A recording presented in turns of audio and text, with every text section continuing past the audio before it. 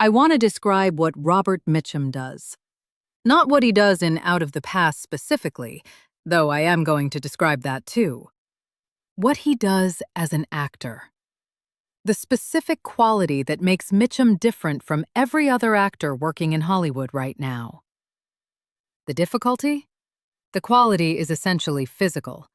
It lives in his body and his face and his voice in a way that is very hard to translate into language, which is what a film critic does, which is why most criticism of Mitchum either says too much about his technique or too little about his presence.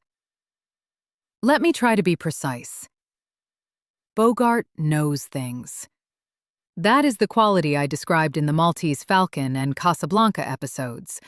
Bogart's face is the face of a man who knows things, who has seen things, who has made decisions about what he believes. The knowing is in the face. Mitchum has gone further. Mitchum doesn't just know things. Mitchum has made peace with knowing them. This is a different quality, and it produces a different kind of performance, and it produces the specific type of character that only Mitchum can play. The man who is tired in a way that looks like calm. Jeff Bailey in Out of the Past. This man. Jeff Bailey runs a gas station in Bridgeport, a small California mountain town. He has a girlfriend, Anne, who is wholesome and direct and clearly good for him. He has a life that is quiet and does not ask much of him. And then, a man comes to the gas station. He is looking for Jeff Bailey. His name is Joe Stefanos. He works for Whit Sterling.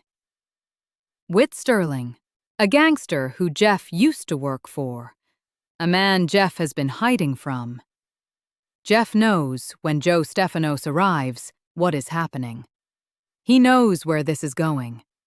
He does not try to run. He drives to meet Whit, and on the way he tells Anne the story of what his life was before the gas station. The story.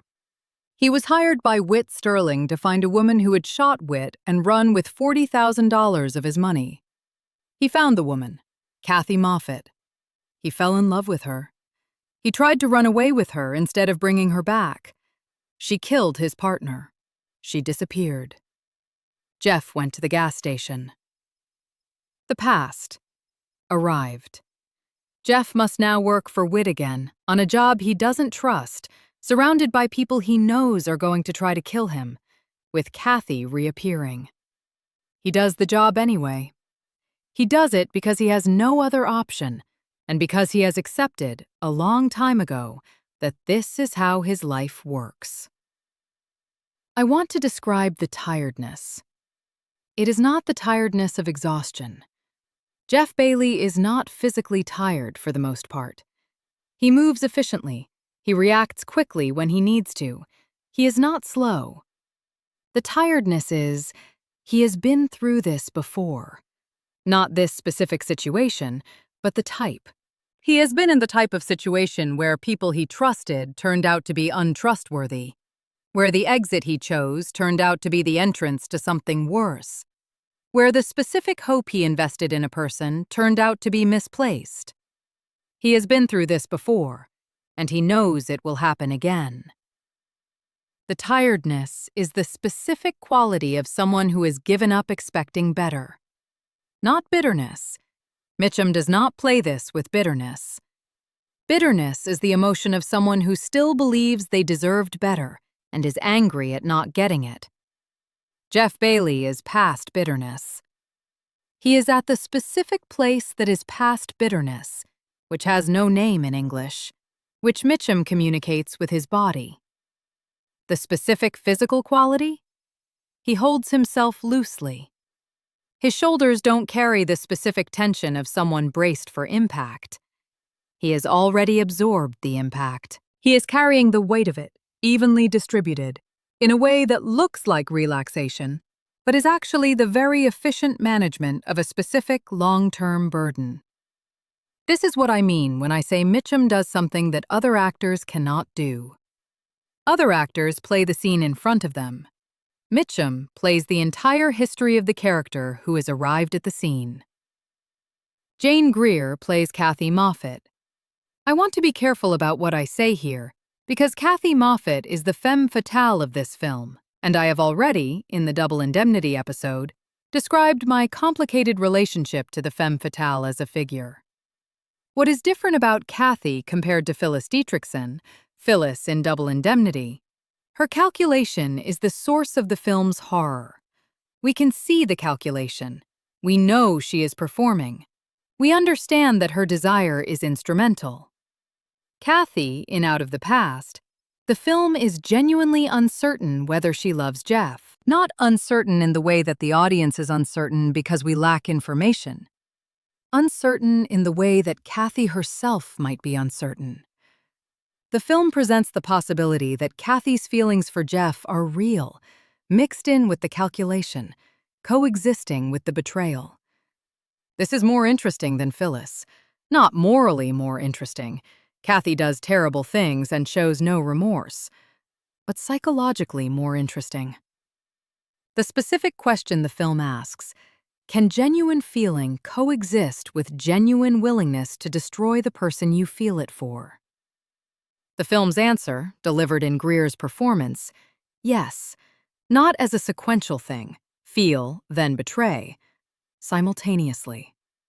The feeling and the betrayal are not contradictory.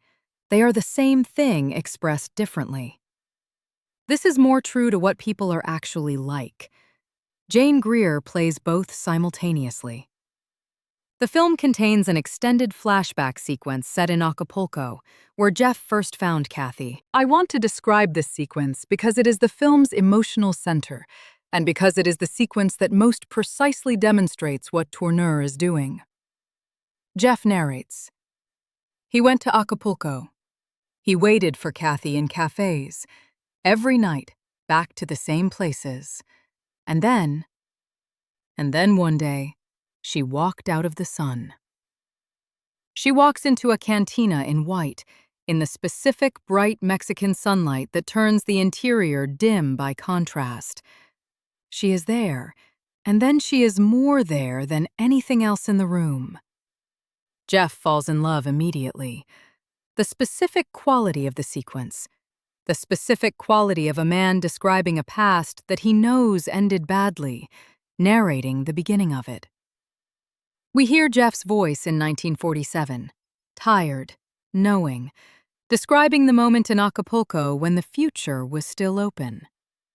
The contrast, his voice in the present knows the ending. The Acapulco sequence shows him not yet knowing. This is the specific formal achievement of the flashback. We watch Jeff fall in love, while hearing Jeff's future self describe the falling as the beginning of the destruction. Two timelines in the same sequence, the joy of the past and the knowledge of the present, simultaneous. Jacques Tourneur directed Out of the Past. Tourneur also directed Cat People, which is in Block 5 of this series, the B-film episode. The connection between Cat People and Out of the Past is not accidental. Both films are about what is not shown. Cat People, the monster that is never fully visible. Out of the past that is described but not shown except in fragments. The specific way the past is present without being seen. The way that what Jeff knows colors every scene in the present, even when the past is not being discussed. Tourneur's specific skill, the use of absence. What is not in the frame, as important as what is. The shadows in Out of the Past, and there are shadows throughout, the specific cinematography of Nicholas Musuraca, who shot the film with the visual language of German Expressionism applied to California locations. These shadows are not simply atmosphere. They are the visual expression of what the characters are not saying. Jeff doesn't talk about his past. He has constructed the Bridgeport life to not talk about it. The shadows are the past, always there, never named, visible as darkness at the edge of every lit scene. I want to stay with this line. And then one day she walked out of the sun. It is one of the most precisely written lines in film noir. Not the wittiest. Double Indemnity has wittier lines. Not the most philosophically dense. The Third Man has denser lines. The most precisely true. Walked out of the sun. Not into a room, not through a door. Out of the sun. The sun as origin. She materialized from light. The specific metaphysical quality of the way desire arrives. Not from a direction you can identify. Not through a door you could have watched. From somewhere you weren't looking, because you weren't expecting light to be the entry point. And the past tense. One day she walked. The narrator is telling this to Anne, to the woman in the present, about the woman in the past. He is telling Anne that once, before the gas station, he felt what he is going to feel again for the rest of his life about a woman who is not Anne. This is an extraordinarily cruel thing to tell someone you care about. Jeff tells Anne anyway, because Jeff is honest in a way that has no particular regard for whether the honesty is kind. This is the specific Mitchum quality expressed in a line of dialogue.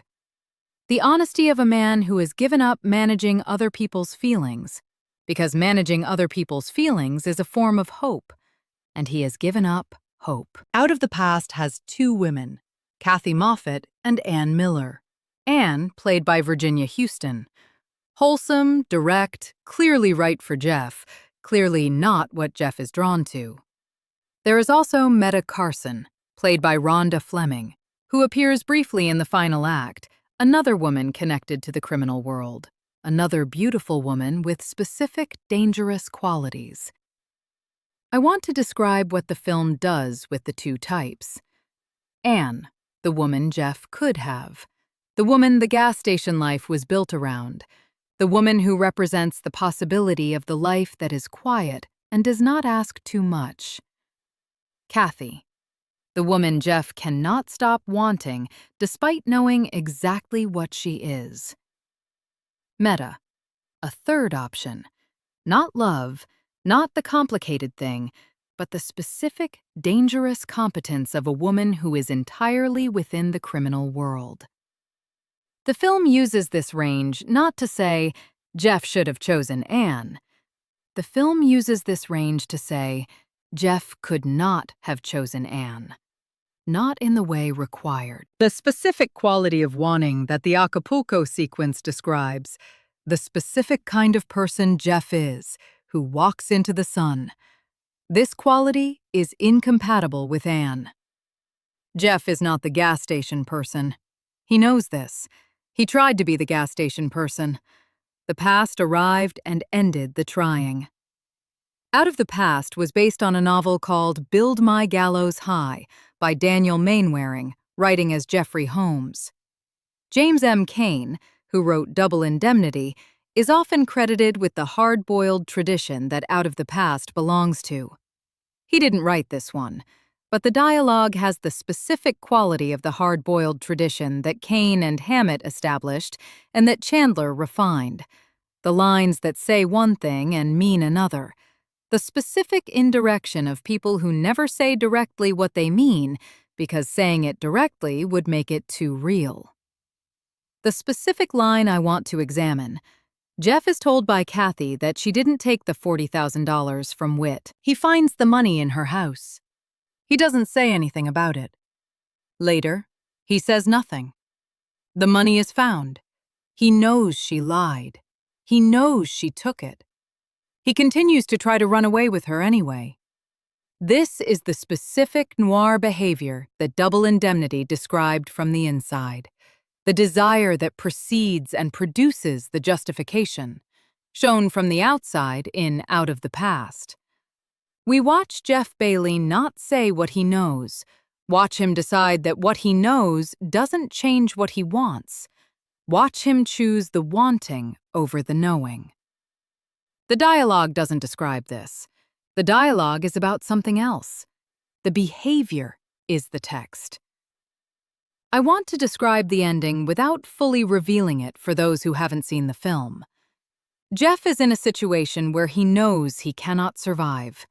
He has been set up. The trap is closing.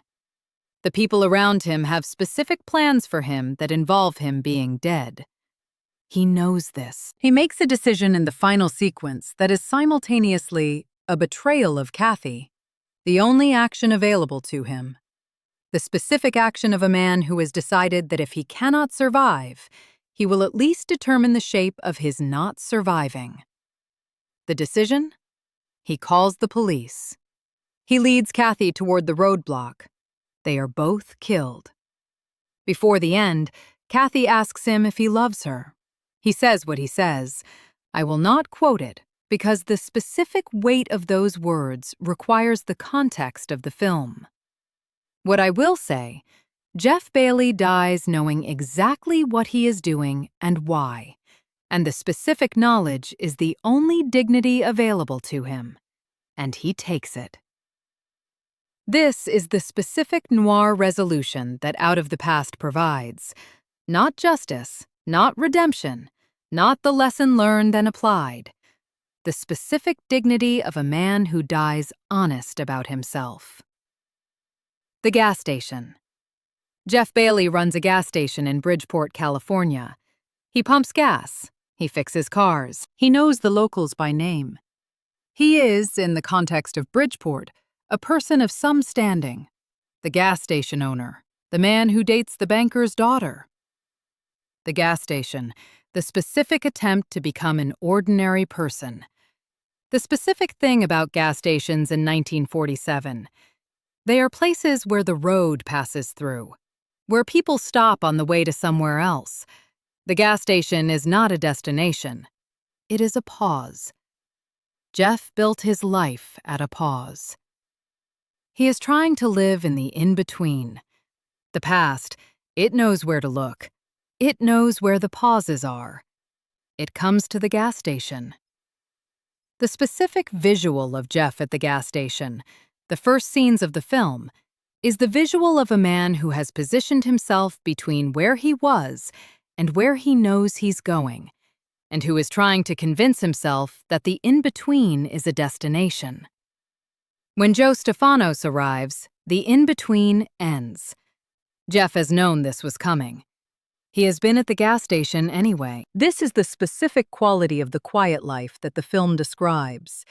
Not peace, but a pause before what comes next. There is a boy in Bridgeport named the Kid. He is deaf and mute. He works at the gas station. He communicates through gesture and expression. The Kid knows more about Jeff than anyone in Bridgeport. He knows because he watches. The specific quality of someone who cannot speak and cannot hear. He watches. He reads faces and bodies, and the specific language that people who think they're not being read do not manage. The Kid watches Jeff and knows what Jeff is. He does not tell anyone. At the end of the film, Anne asks the Kid whether Jeff was going to run away with Kathie. The Kid signals, yes. He is protecting Jeff's reputation, or protecting Anne from the truth, or both. The Kid, the film's specific grace note. The person who knows everything and says nothing and acts with specific loyalty that is not explained and does not need to be. In a film full of people who hide things and manipulate and use information instrumentally, the Kid simply watches and keeps the knowledge and acts loyally. No dialogue, no explanation, just present, watching, loyal. I said in the Maltese Falcon episode that the Maltese Falcon was the first true noir, or one of the first. Out of the Past is what noir becomes when it has developed fully. The specific differences that mark the development. The Maltese Falcon, noir of the investigation. The detective investigating a crime, the truth being discovered, the resolution of the case. Out of the Past, noir of the fate. Not a mystery to be solved, a fate to be observed. We know from early in the film that Jeff is not going to escape. The film is not about whether he will escape. It is about watching him not escape with the specific dignity that Mitchum brings. The specific development from investigation to fate, the most important evolution of the noir genre. Investigation noir asks, what happened? Fate noir asks, how does this end?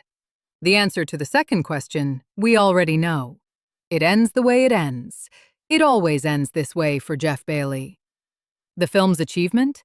Making the already known ending bearable and meaningful, and in the specific way that tragedy is different from despair, right. I want to say something about what Mitchum was not allowed to do in this film. The production code, the specific self-censorship mechanism that Hollywood maintained from the mid-1930s, required that criminal behavior be punished, that moral wrongdoing have consequences, that the audience not be encouraged to sympathize with criminals. Out of the Past works within this code. Jeff dies. Kathie dies. Justice, in its specific, blunt way, arrives. What the code couldn't control, the sympathy. Jeff Bailey is a criminal. He helped criminals. He fell in love with a woman who murdered his partner. He tried to run away with the criminal's money. He was, by any accounting, not a good person by the code standards. And Mitchum makes him completely sympathetic. Not despite his crimes. The crimes are not excused. Jeff knows what he did. The film knows what he did. But Mitchum's specific quality, the tiredness, the honesty, the absence of self-pity, produces sympathy that the code cannot prevent, because the code controls plot, and the sympathy lives in performance. The code says, Jeff must die. Mitchum says, Jeff dies honestly, which is more than most people manage. The code and the performance, operating simultaneously, producing different and compatible results. Yes, first tier. The specific case, Out of the Past does what the third man does, a single thing perfectly. But the thing it does is harder. The third man builds toward Harry Lime. The film's achievement depends in significant part on Wells, who is extraordinary and irreplaceable. Out of the Past builds toward nothing in particular. It is not a film with a climax in the conventional sense. It is a film that accumulates, scene by scene. The weight of what Jeff knows and has accepted accumulates, until the end. This accumulation requires Mitchum to carry the film's entire weight in his performance. He carries it. Not dramatically, not with the specific technical brilliance of Wells, with the specific tired honesty of a man who knows his situation and does not pretend otherwise. This is the hardest thing an actor can do. Carry a film's entire emotional weight without dramatic gesture, without the theatrical moment of revelation. Mitchum carries it. The film is great because Mitchum is in it. This is tautological and true. Out of the Past is the film that understood, in Robert Mitchum's face and voice and specific quality of tired acceptance, that the man who cannot escape his past is not tragic because the past is catching him, but because he already knew it would, and he went to the gas station anyway. And he waited. And when the past arrived, he stood up and met it without pretending it was something other than what it was. And then one day she walked out of the sun. Every person who has ever been destroyed by something beautiful knows exactly what that sentence means. I am not going to say more than that. Come back next week. To Have and Have Not, Bogart and Bacall, The First Time. The specific electricity of two people who have found each other, on screen, for all of us to watch. Come back.